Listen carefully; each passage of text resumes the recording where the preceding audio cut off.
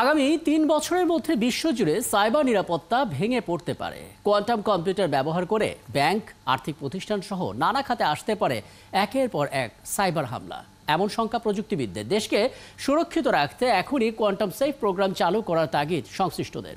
প্রযুক্তিবিদরা বলছেন, হাসপাতাল, ব্যাংক, আর্থিক প্রতিষ্ঠানের মতো অতি গুরুত্বপূর্ণ স্থাপনায় যে পাসওয়ার্ড বা গোপনীয়তা রাখা হয়, সেটার জন্য সবচেয়ে বড় হুমকি হবে কোয়ান্টাম কম্পিউটিং। অত্যন্ত জটিল সমস্যার সমাধানে যখন সাধারণ কম্পিউটারের ঘন্টার পর ঘন্টা লাগে, কোয়ান্টাম কম্পিউটার সেটি সেরে ফেলবে 1 সেকেন্ডেরও কম সময়ে।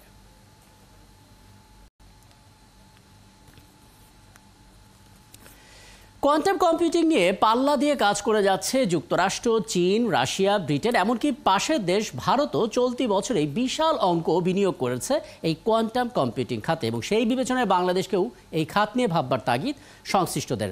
আমরা এখান থেকে আলাপটা শুরু করতে চাই। আমাদের সঙ্গে আছেন কোয়ান্টাম সেফ বাংলাদেশের প্রতিষ্ঠাতা মোস্তফা সাত্তার অনন্ত। জনাব মোস্তফা সাত্তার অনন্ত, আপনাকে স্বাগত জানাচ্ছি, ধন্যবাদ জানাচ্ছি আপনি সময়টা দিয়েছেন আমাদেরকে।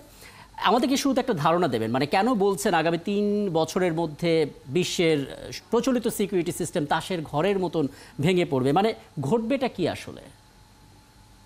ঘটবেটা যেটা সেটা আমি একটু বলার চেষ্টা করি। সেটা হলো যে বেসিক্যালি এটা অনেক বড় একটা ব্যাপার। আমি অল্প সময় পাওয়ার কারণে একটু একটু সংক্ষেপে বলার চেষ্টা করি।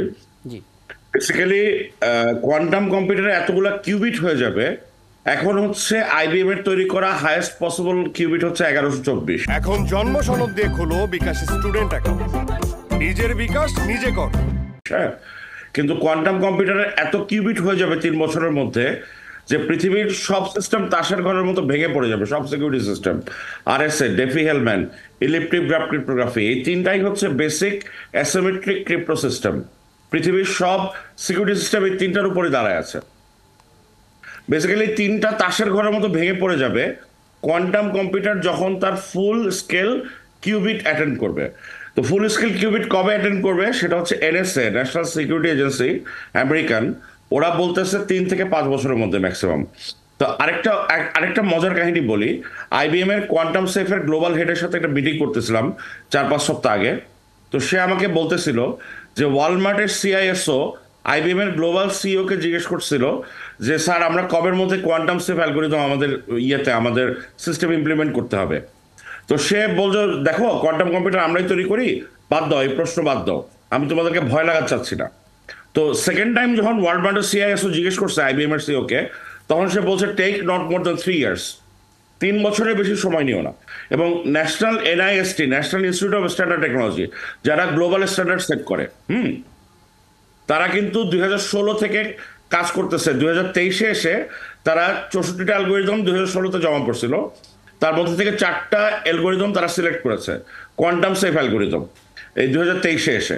তো বেসিক্যালি এটা নিয়ে অনেক দিন ধরেই কাজ হচ্ছে, এবং 3 থেকে 5 বছরের মধ্যে বলা যায় যে কোয়ান্টাম কম্পিউটার এতগুলো কিউবিট অ্যাটেন্ড করবে যে পৃথিবীর সব সিকিউরিটি সিস্টেম তাসের ঘরের মতো ভেঙে পড়ে যাবে।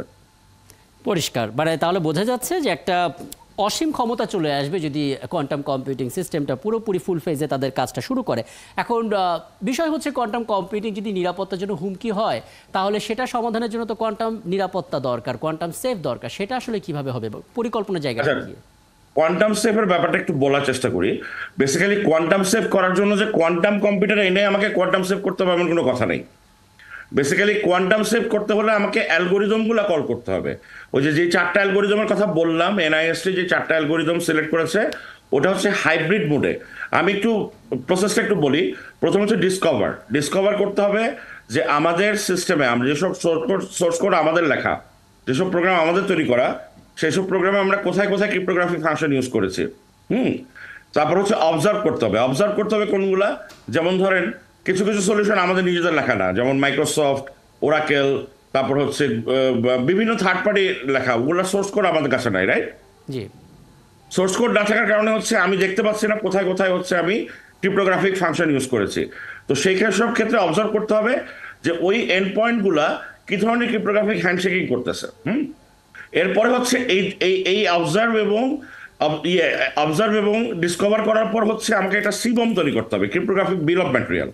সিবম তৈরি করার পর আমরা হচ্ছে ট্রান্সফর্ম করবো অ্যাজাইল ওয়েতে কিভাবে, যে হাইব্রিড একটা সিস্টেম থাকবে যে যে এক্সিস্টিং যে আরএসএ ডেফি হেলম্যান ইলেকট্রিক ক্রিপ্টোগ্রাফি এটার উপরে আরেকটা লেয়ার থাকবে, যে লেয়ারে হচ্ছে কোয়ান্টাম সেফ অ্যালগোরিদম আমরা কল করব, কিন্তু কল করাটা হতে হবে খুবই অ্যাজাইল।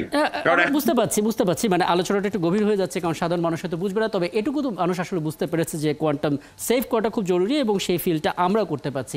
এবার যদি আপনি আমাদেরকে বলেন যে আমাদের দেশে কোয়ান্টাম সেফ করার প্রশিক্ষণ দেবেন এমন বিশেষজ্ঞ বা অভিজ্ঞ মানুষের সংকট কতখানি? আপনি আছেন, আপনি দীর্ঘদিন ধরে কাজ করছেন, কিন্তু এই সেক্টরটা এটার ধারণা দেবেন, আইসিটি ডিভিশনের সহায়তা বা কতটা পাচ্ছেন? আইসিটি ডিভিশনের সাথে এখনো আমার ফর্মালি কথা হয়নি, এমনি পলক ভাইয়ের সাথে আমার ইনফর্মাল কথা হয়েছিল। বেসিক্যালি বেসিস থেকে হচ্ছে একটা কমিটি করা হয়েছে, quantum safe Bangladesh limited, quantum safe Bangladesh. Basically ওই কমিটির চেয়ারম্যান করা হয়েছে আমাকে। আমরা হচ্ছে অফিসিয়ালি এখন আইসিটি মন্ত্রণালয়ের কাছে যাব। বেসিক্যালি আপনি যদি মানব সংকটের কথা বলেন, মানব সংকট কিন্তু ওরকম ভাবে হবে না। বেসিক্যালি কোয়ান্টাম কম্পিউটিং বুঝতে হবে এরকম এরকম কিন্তু কোনো কথা নাই। কোয়ান্টাম কম্পিউটিং না বুঝেও কিন্তু কোয়ান্টাম সেফ করা যাবে। বেসিক্যালি আমি হচ্ছি যদি প্রপার রিসোর্স পাই এবং প্রপার হচ্ছে ম্যান পাওয়ার পাই, যারা হচ্ছে এসএসএল বা ধরেন টিএলএস কানেকশন বুঝে এবং জাভা এবং পাইথনে মোটামুটি যাদের নলেজ আছে, তাদেরকে হচ্ছে আমি স্কিল ডেভেলপ করে দিতে পারবো ইনশাআল্লাহ। আপনাকে অনেক ধন্যবাদ এবং বেশ কিছু বিষয় আসলে আপনার মাধ্যমে স্পষ্ট হলো।